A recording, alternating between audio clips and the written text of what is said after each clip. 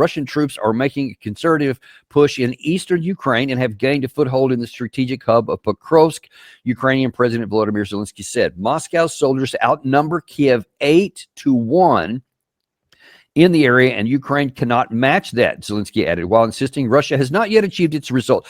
Who cares if they have received it on that day? When you have an 8-1 disadvantage, this stage of the war, when everybody in the world is focused on trying to get the manpower back up there and you haven't been able to succeed it, that should tell you something.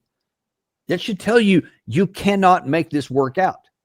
Now, yesterday, the Atlantic Council published another report, which is even more damning. That was an 8-1 in Pokrovsk. This one here says that Russia's advantage on Pokrovsk exposes Ukraine's growing manpower crisis across the board. After 3.5 years of heroic and exceptionally bloody resistance, the fear is that Ukraine may now be approaching the point to where the country no longer has enough fighters to effectively defend the full length of the front lines in Europe's largest war since World War II. Based on the current trajectory of the war, this is vital, Russia's manpower advantage over Ukraine will only grow wider during the coming year.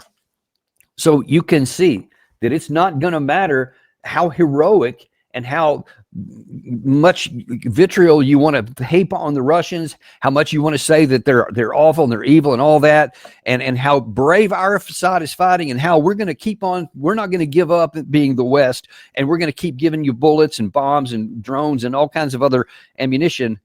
But you see now, as graphic as it can be, something I have been just screaming into this camera for so long. It's not about money or machines, as important as they are. It's about manpower. If you don't have the manpower, it doesn't matter how much ammunition you have.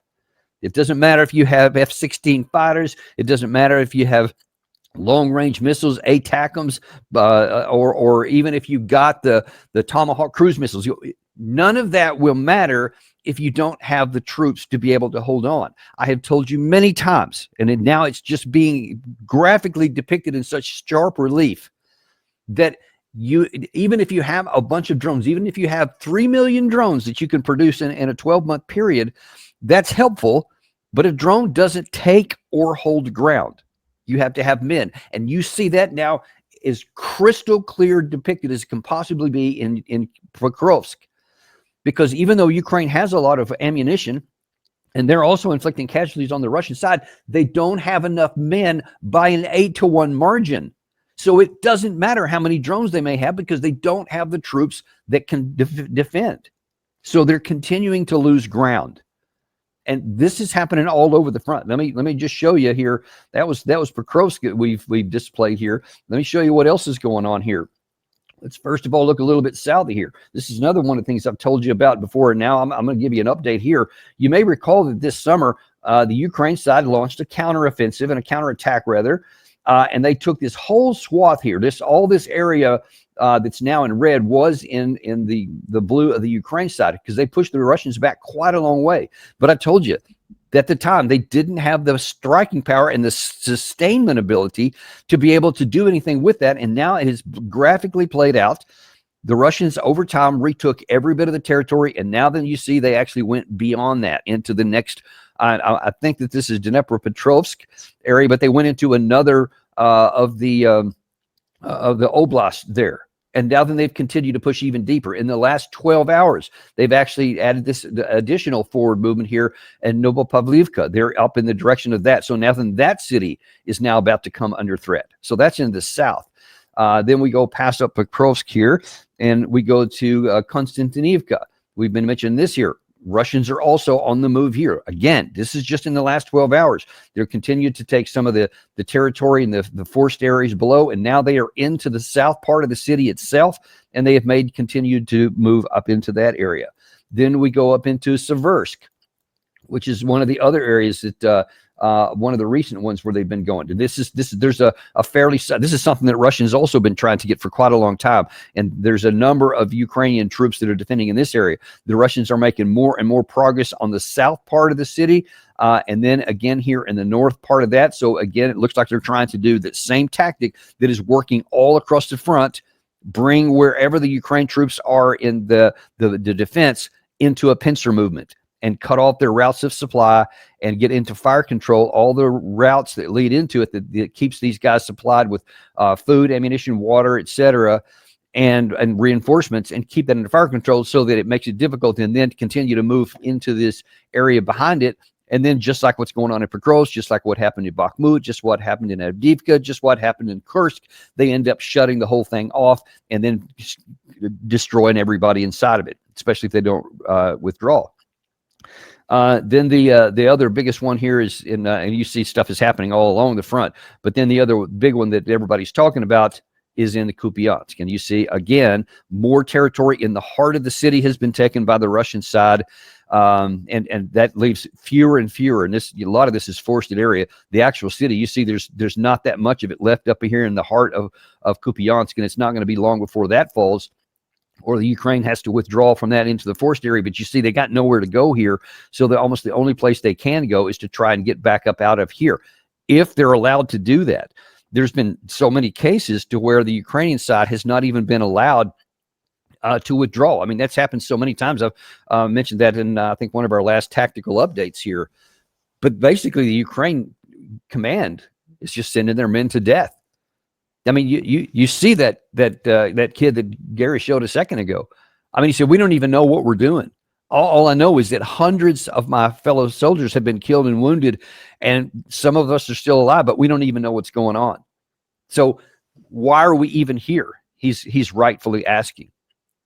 Listen, it is a mark of pride and admiration that the Ukraine men have fought so incredible and courageously in such bad conditions as they have been doing for the duration of this war.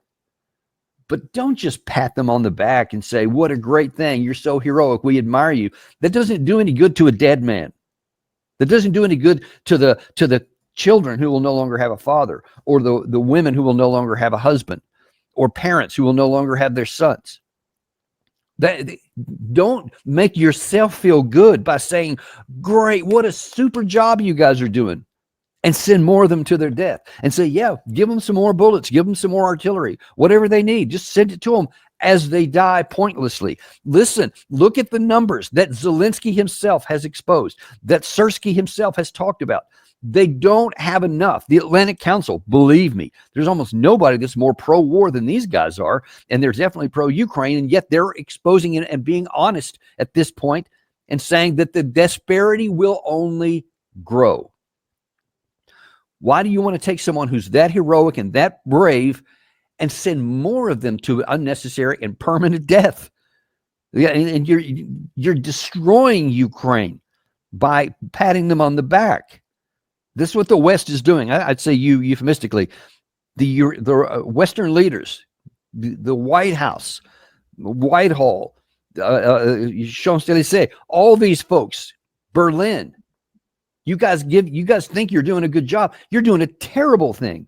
You are enabling Russia to completely destroy Ukraine and to wipe out their troops. That's their objective. That's why Russia continues to say, Sergei Lavrov has said, Vladimir Putin has said, we are willing to end this war today if you'll take these ugly terms. And they're ugly. Don't put lipstick on it. They're terrible.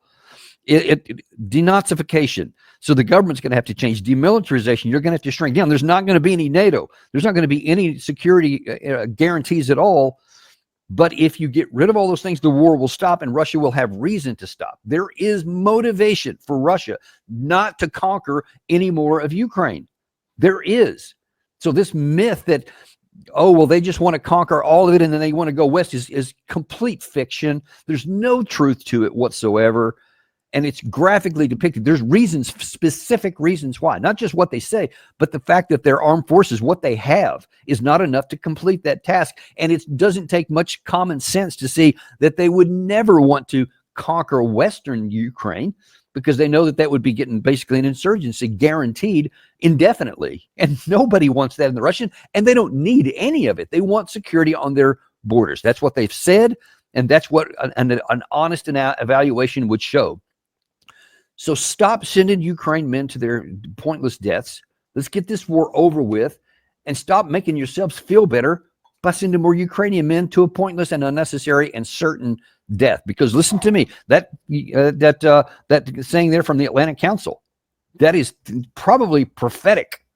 If you don't do what I suggest, and if you keep doing what you've been doing, Herr Merz, Mr. Starmer, Macron, if you guys keep doing what you're doing, you will be signing the death warrant for Ukraine men and the country, because Russia will eventually, because you're not going to leave them any choice. As Alistair Crook said on our show just yesterday, the only choice left to Russia will be continued methodical military forces. And if they don't have enough to even continue on, and again, you saw that the one of the editors of the Times in London said he doesn't think that Kiev will be standing sometime this spring, this coming spring. So listen to what these people are saying, because by continuing on your path, the easy path, the one that doesn't take any hard decisions, you could cost the entire country. And then Russia, whether they want to or not, they may have to take the whole thing and then have to deal with it. I don't know. Maybe that's part of your plan. Maybe you want Russia to have to do that because you're okay with all of the Ukrainian armed forces being killed, and then, you know, keeping a thorn in the Russia side after that. I don't know. I guess I can't dismiss that possibility that that's actually okay with you. You don't care about people dying, but damn, come on. Ukraine people, you guys ought to recognize that. Don't let your country be dismembered to serve the pleasures of a handful of leaders in the western part of Ukraine, of Europe. That's horrible. That's awful. That's the truth, though, folks. That's what you need to know. Likely, Pokrovsk is going to fall possibly within days here, because you could have a collapse at this point. You've seen the status of the Ukraine forces in there, and then we'll see where it goes from there. But the disparity is only going to increase, and probably the cities are going to start falling in more rapid fashion. We'll see how that's going to work out. Listen, let's go today. This is interesting here. This is a U.S. Marine live fire operations in the Caribbean Sea near Venezuela. And this is just a real troublesome thing to me, because and there's more combat power that's on the way into the Caribbean. And there is nothing that validates and justifies this use of military force. This claim, and you need to understand something.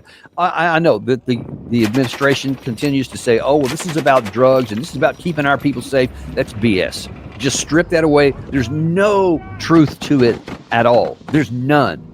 That's what they say because it sounds like plausible, and that's what they want. They want the American people to support it because they go, well, yeah, the drugs are a terrible thing. We have all these overdoses, and it's because of the drugs coming in, so let's go get them. As I've said, Venezuela is somewhere around 20th on the list. All these drug boats we've been blowing up, they don't even have the capacity to get to the United States. God only knows where these things are going, if they're drug boats at all, and there's a lot of evidence to suggest they're not.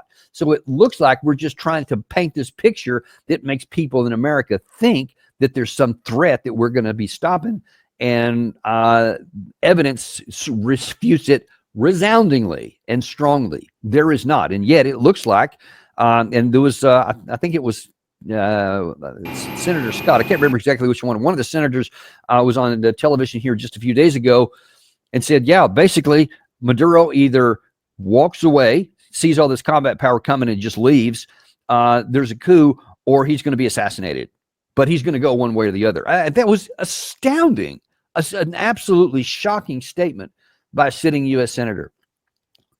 We're not at war with Venezuela. They're not threatening war with us. There is no security threat at all from Venezuela. And yet here you're just categorically saying we're going to go kill the leader of an independent country in our own hemisphere, I guess because we don't like him. You can be more cynical and say because we want his oil, so we want to kill him and then install this other person here, this opposition figure that is very friendly to the United States and loves Donald Trump. And then I don't know. Then you think that we'll have full access to the oil on top of that, even though Maduro literally offered on a silver platter everything that we wanted, because he does recognize the threat and the risk. But no, it seems like no, we just want to kill him. So it's a bad situation, and it is troubling. And we need to understand that this is a grotesque violation of the United States Constitution and a direct violation of the 1973 War Powers Act, which expressly forbids the President of the United States from using the military to go and attack another country when there has not been a congressional authorization, when there has not been a declaration of war, or we have not been attacked. Those are the only three possibilities. in the 1973 War Powers Act. And I know Lindsey Graham has already been on TV talking about how it violated 130 times. So who cares if we violated 131? Understand the significance of that, his statement and these actions. We are not a country governed by the rule of law. It's black and white there for anyone to see who's willing to. And for those who say, well, yeah, but he's a bad guy. Maduro's a bad guy. They say he didn't legally win his election, and he does a lot of bad things, and he may even been responsible for killing people in his own country, so who cares if he dies? If you get into a world where you're comfortable with might makes right, that it's the rule of law of the jungle, not the rule of law, it's only a matter of time until the authorities get real comfortable just ignoring law as they see fit. And then one of these days, they're going to ignore some laws that you don't want to see violated, that take your rights away, that take your freedom away. And in a worst case scenario, take our lives away. That is where this can go.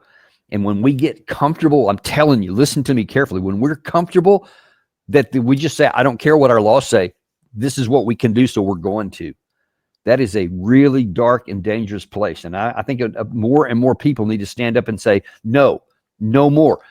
Whatever he may have done, if there's no congressional declaration of war, if there's no evidence that we can see and validate independently that something has happened that can cross these thresholds, then no, we're not going to support that. That's what we better do, because one day, folks, we could be on the receiving end of that. A government that shreds the rule of law and doesn't even pretend to follow it, they will not stop there. Don't think that just because it's in South America that somehow that there's a difference between domestic and international. There's not. With the mentality that says the law doesn't apply to me, no laws will apply to them. Anytime they can get away with it and do it, they will do so to their benefit. That's just human nature. That's just how it works. So this is a dangerous time at home as well. It's something we need to pay a lot more attention to. And we will definitely keep it on your radar here, because we are unintimidated and uncompromising. We will tell you the truth no matter what it is, no matter where it is. Thank you very much, folks. We appreciate you, and we will look forward to seeing you on the next episode of the Daniel Davis Deep Dive.